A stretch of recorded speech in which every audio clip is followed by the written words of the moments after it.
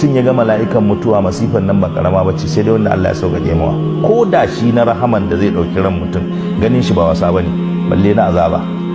Tunda lokacin da annabi Adam alaihi salatu wassalam ya ce mala'ikan mutuwa ya kwatanta mai yadda suke ɗaukar rai, ai ya ce masa ba za ka iya ba, ya ce zan iya, ya ce ba za ka iya ba, ya ce zan iya, ya ce to shikenan.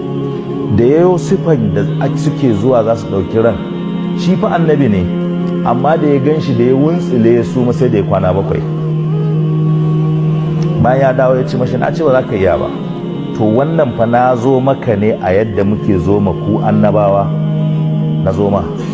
Shi kuma annabi Ibrahim sai ya ce a nuna mai yadda ake zo ma watsatsun mutane za a ɗauki ransu, ya ce mai ba za ka iya ba, ya ce zan iya. Kalli matsayin annabi Ibrahim ba, ya ce mala'ikan nan ya ce mai ba za ka iya ba, ya ce zan iya, ya ce to ɗan kau da kanka.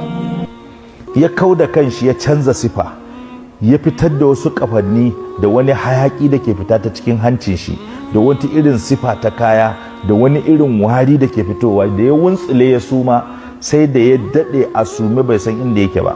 Sannan bayan nan shi ya jira shi Allah ya tada shi ya taso, ya canza kalan shi ya dawo daidai. Ya ce ya ce ya ka gani, ya ce to ko wannan masifar kawai mutum ya gani ba za a ƙara mai wata azaba ba sauran nan ta kabari ko ta wani wuri, wannan ya isa masifa a mutuwa.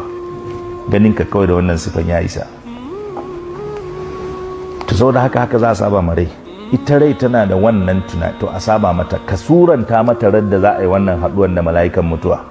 Sannan kuma ga masifa ta biyu, radda ka ga mala'ikan shi kuma tunaninka ina ne za ka yau, shin za ka je inda za ka samu rahama ko inda za a shiga wuta. Wannan shine masifa ta biyu.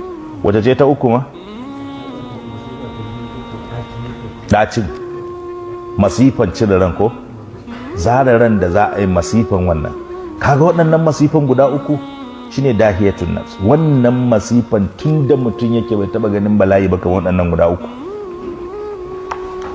Ga mala'ikan ya zo, ga yadda za a samu sakaratul maut, magagin mutuwan da za ka ji da raɗaɗinta. Wani sai ya shekara 100 a kabar yana jin ɗacin mutuwa.